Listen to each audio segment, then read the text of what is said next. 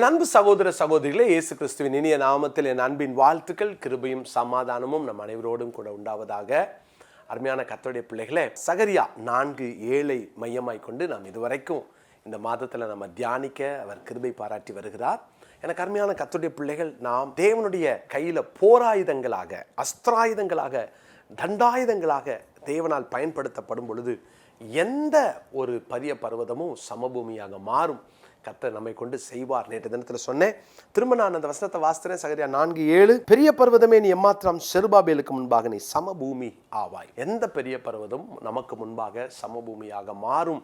நிச்சயமா கர்த்தர் செய்வார். ஆனால் கர்த்தர் இந்த வாக்குத்தத்தத்தை செருபாபேலுக்கு கொடுக்க காரணம், சகரியா 4:10 நான் வாசிக்கிறேன். அற்பமான ஆரம்பத்தின் நாளை யார் அசட்டை பண்ணலாம்? பூமி எங்கும் சுற்றி பார்க்கிறவைகளாகிய கர்த்தருடைய 7 கண்களும் செருபாபேலின் கையில் இருக்கிற தூக்கு நூலை சந்தோஷமாய் பார்க்கிறது. தேவனை சந்தோஷப்படுத்துகிற செருபாபேலுக்கு முன்பாக பெரிய பர்வதம் சமபூமியாக மாறும்.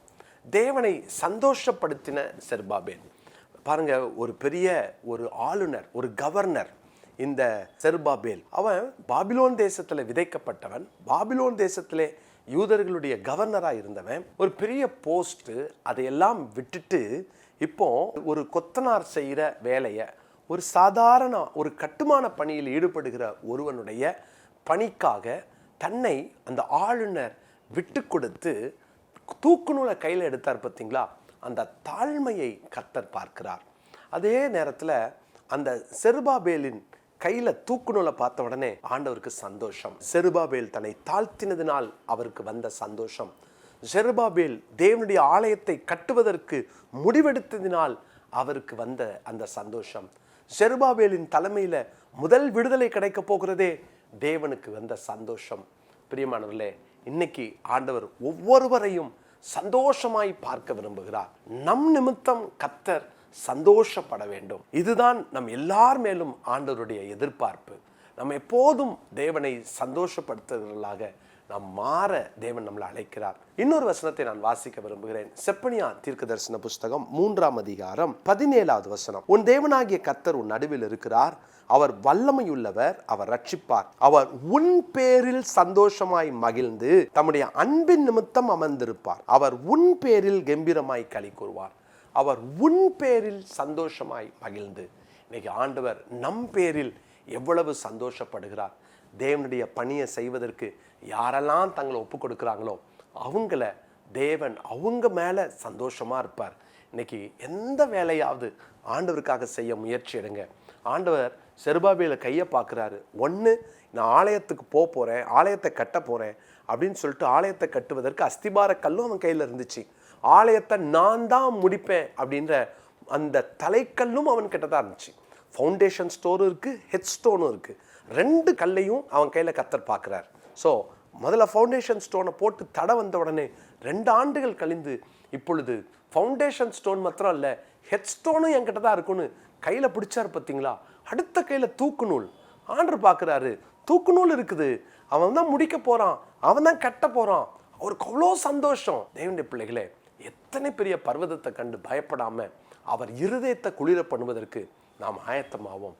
அவரை சந்தோஷப்படுத்துவதற்கு நாம் ஆயத்தமாவோம். அப்படின்னா நம்ம கையில் கர்த்தர் தூக்கு நூலை எதிர்பார்க்கிறார்.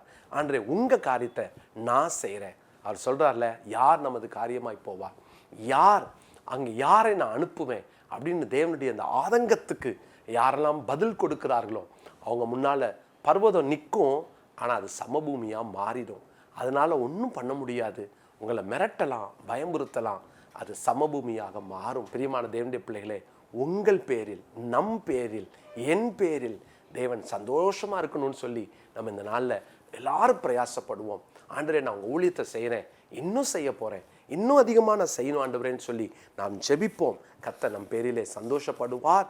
நிச்சயமாய் அவருடைய நாமம் மகிமைப்படும். அவருடைய ஊழியத்தை செய்கிற யாராக இருந்தாலும் ஆண்டவர் சந்தோஷப்படுவார். மத்தேயு சுவிசேஷம் 25ஆம் அதிகாரம் 21ஆம் வசனத்தை இந்த நாளுக்குரிய மனப்பாட வசனமாய் குறித்துக் கொள்வோம். அவனுடைய எஜமான் அவனை நோக்கி, நல்லது உத்தமமும் உண்மையும் உள்ள ஊழியக்காரனே, கொஞ்சத்திலே உண்மையாயிருந்தாய், அநேகத்தின் மேல் உன்னை அதிகாரியாக வைப்பேன், உன் எஜமானுடைய சந்தோஷத்திற்குள் பிரவேசி என்றார். எஜமானுடைய சந்தோஷத்திலே பிரவேசிக்கிற அனுபவம்.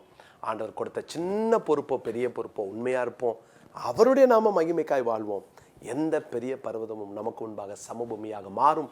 கர்த்தர் ஆசீர்வதிப்பாராக. ஜெபிக்கலாமா? நல்ல தகப்பனே, எப்போதும் உம்மை சந்தோஷப்படுத்துகிறவர்களாக ஆண்டவரே, நீர் எங்களுக்கு கொடுத்த எந்த பணியையும் செய்வதற்கு நாங்கள் ஆயத்தமுள்ளவர்களாக, ஆண்டவரே உம்முடைய இருதயத்தை குளிர பண்ணுகிறவர்களாக, ஆண்டவரே உம்மை சந்தோஷப்படுத்துகிற அந்த நல்ல ஆண்டவரே வாழ்க்கையை நாங்கள் வாழ எங்களை ஒப்புக் கொடுக்கிறோம்.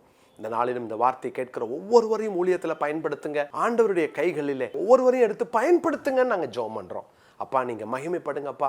எங்க மூலமாக வாழ்ற வாழ்க்கை எவ்வளவு நாளும் நாங்கள் ஒவ்வொரு நாளும் உங்களை சந்தோஷப்படுத்தத்தக்கதாக எங்களுடைய பணிகளை தீவிரமாய் செய்ய, உண்மையாய் செய்ய, உத்தமமாய் செய்ய எங்களை அர்ப்பணிக்கிறோம்.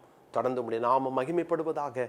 இயேசுவின் நாமத்தில் ஜெபிக்கிறோம் நல்ல பிதாவே, ஆமென்.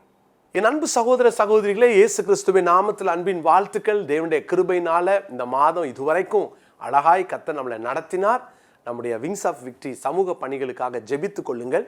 பிரியமானவர்களே, நம்ம சமூக பணிகளுக்காக நீங்கள் இந்த மாதத்தில் இதுவரைக்கும் ஒருவேளை நீங்கள் 1000 ரூபாய் இந்த சமூக பணிகளுக்காக கொடுக்காதவர்கள், நீங்கள் கொடுத்து தாங்க உங்களை அன்போடு கூட நான் அழைக்கின்றேன். பெரிய பணியில் நம்ம ஒவ்வொருவரும் ஒரு சின்ன சின்ன விதைகளை விதைப்போம். உங்களுடைய விதை நிமித்தமாய் ஒரு டயாலிசிஸ் சென்டருக்கு உதவியாக இருக்கும், அல்லது பீடியாட்ரிக் சென்டருக்கு உதவியாக இருக்கும், லைவ்லிஹுட் சென்டருக்கு அது உதவியாக இருக்கும், முதியோர் இல்லத்துக்கு அது உதவியாக இருக்கும், IAS அகாடமிக்கு அது உதவியாக இருக்கும். நம்ம இன்னும் பெரிய காரியங்களை கர்த்தருக்காக செய்ய போகிறோம்.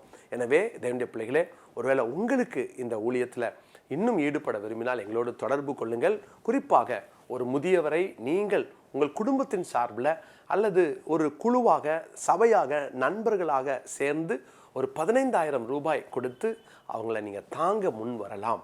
இந்த ஊழியத்தை குறித்து, இந்த பணிகளை குறித்து உங்கள் நண்பர்களுக்கு நீங்கள் சொல்லலாம். உங்களால் முடிந்த அளவு அவர்களிடத்தில் நீங்கள் ஒவ்வொரு மாதமும் கலெக்ட் பண்ணி நீங்கள் அனுப்ப உங்களை அன்போடு கூட கேட்டுக்கொள்கிறேன். தேவனுடைய ராஜ்யத்துக்காக நாம் விதைக்கிற எந்த விதையும் வீணாய் போகாது. இணைந்து அவருடைய நாமத்தை மகிமைப்படுத்துவோம்.